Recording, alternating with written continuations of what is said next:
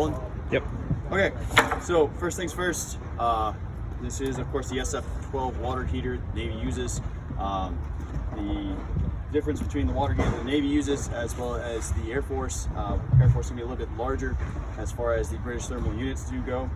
Okay, so what we're going to do here is we're going to purge the water out of this water heater. It's been used.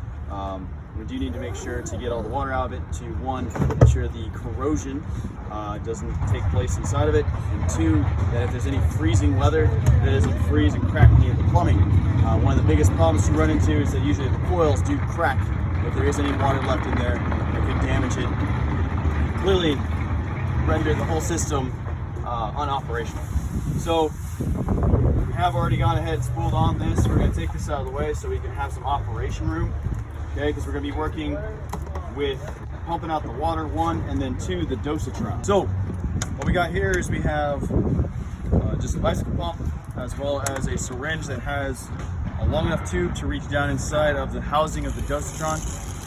What we're going to have happen here is, first things first, make sure all hoses are detached. We got our red hose and blue hose that go to the shelter that are detached. We're going to go ahead and make sure that our fire hose is also detached. Okay, we're going to make sure that our plumbing also has a way to drain. So we're going to turn it where it has it leaning towards, of course, the downhill side.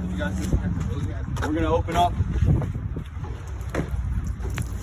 all 6 valves. So you got 2 red, 2 blue over here. You'll note there's the bleeder valve. This is already open. I call it the bleeder valve because you can use it to bleed the pressure from the fire hose, and it allows you to remove the fire hose easily. You'll note that it has a little black lever that you can turn this either on or off. Keep in mind, cross is off, inline is on. As the levers are in line with the plumbing, the water will be flowing. The last one that usually is kind of hard to see is back here behind the fuel can. It's got an orange lever. It's just a filter at the back that does need to be checked from time to time to ensure that there isn't anything that's getting clogged up in there. Okay. So we have all 6 levers open. Next step is removing your soap jug, getting it out of the way. Okay. Make sure that soap jug is empty. If there's any contents in it, make sure to pour that out. If there's any soap left in there, could be a problem. Believe it or not, over time dish soap will grow bacteria and some nasty gunk that you do not want sucked up into your system. So that's good to go. It's empty. The next piece is pumping this full of air. Now, there's 2 things that you can do.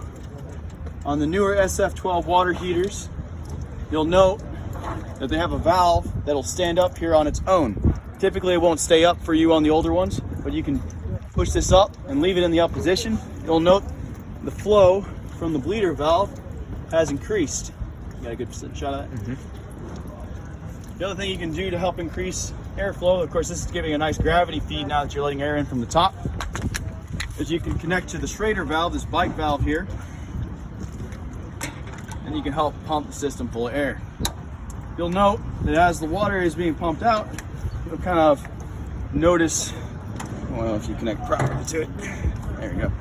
You'll notice that the bleeder valve, you can see the increased pressure from the increased flow of water when you're pressurizing the system by pumping it full of air. So eventually it'll get to the point where it will start bubbling. Once it starts to bubble, we know that we have done as much as we can to remove water from the plumbing, and then it'll be time to engage the Dosatron. The Dosatron is the last piece that you engage. All right, so we're getting to the point where we're almost out. Notice how it is bubbling. It's kind of just spittling / bubbling. That means that you have removed the majority of the water from the plumbing. You're not done yet though, because as mentioned before, we have to engage the Dosatron. Okay, please make sure to remember to put your bicycle cap or Schrader cap back on the valve. You don't want to lose that. Okay, so from there we do have to remove the water from the Dosatron. This is a 2nd generation Dosatron. You'll note that it does not have 3 black rings with a white stem. It just has 1 black ring with a black stem. Okay, that's the difference.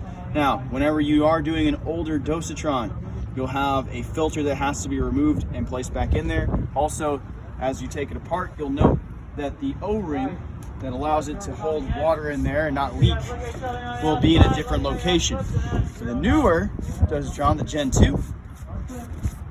you unscrew the cap, same with the old one.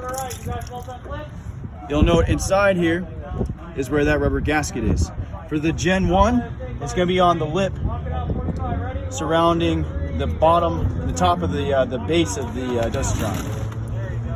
Okay, good, we didn't hear any busting sounds, that's good.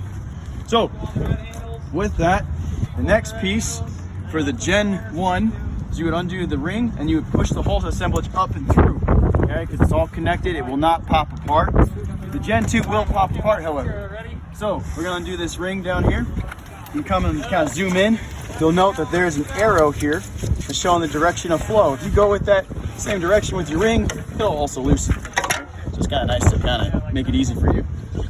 From here, you're going to pull down and detach it from the Dosatron base. Okay, very gently. You don't have to force anything. If you're feeling that something is forcing against you, then you're probably having things go wrong. Okay, so you get this detached. Okay, with the Gen 1, the whole system comes up through, and that's actually the whole stem plus the piston. For the Gen 2s, they detach, so you can pull the piston up through the top, okay? And the bottom, you can pull the stem out. Set these to the side, make sure the water's out of them. If you do have water in your soap jug, the hose that goes to it, you can just kind of twirl this around, get the water out. There isn't any water in there right now, so that's good. Okay. And the last piece, so we would need to go ahead and remove the water from inside the Dosatron housing on the base here. Notice that there's a lot of moisture built up in there. That's usually one of the pieces that will crack apart if it freezes. Okay. Also will house a whole bunch of nasty gunk and allow things to corrode if you don't get it out of there. So, what we're going to do here, for the Gen 2, you would have a filter piece that you have to pull out. Also, you have to watch that O-ring. As the O-ring is in the top here, O-ring will be sitting along this ledge, encircling the Dosatron base. So we're going to go ahead, place the hose inside there, and with the syringe, get all that water out. It's a little bit of a slow process, but you need to make sure you get as much water out as possible from the Dosatron base. All right, so we got the last of it that we're getting out of here. Okay. Looks pretty empty in there, which is good. You want to make sure that the housing here is empty. But it is empty for the Gen 1 Dosatron. You're going to make sure that your O-ring is in place. So you're going to drop in your metal filter, drop the full piston and full assemblage in from the top, and then secure it from the bottom. With the Gen 2, you're going to take the base here. You're gonna line it up at the bottom. You'll note, you zoom in on that, yep. There's a black notch and there's a receptor site for that on the bottom of the blue base of the Dosatron. You can click that together, and there's two of them. There's one on the back and one on the front, so you're gonna have to kind of wiggle it back and forth a little bit to get it in place. Once it's lined up and it's good, then you can tighten it down. You're gonna go opposite of that arrow that we pointed out earlier.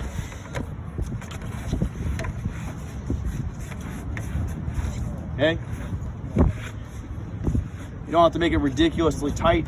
Snug is good. Okay, so once you kind of feel like getting snug, go ahead and stop. You don't have to get crazy with it. The piston here is going to click in from the top. Okay, so with the Gen 2, you just push in gently, and usually it'll click. Sometimes it doesn't. That's okay, as long as it fits in there nice and snug. We're good. When you go to put this back on, remember, don't lose that O-ring. Keep it inside the top of the Dosatron and secure the housing. At that point, after pumping all of the water out of it, using, of course, all the levers open, using the Schrader valve, okay, you then engage your Dosatron, get all the water out of the Dosatron, out of the base of the Dosatron as well. And when you accomplish that, put everything back together, you're ready to store this back for storage. It should be good, shouldn't freeze, shouldn't get any corrosion. Keep in mind, You do run these, you want to train with them every 60 to 90 days. If you don't train with them every 60 to 90 days, there will be rust, there will be corrosion, there'll be problems that'll kind of end up happening. So make sure to run it every 60 to 90 days, and the water here should be good for you.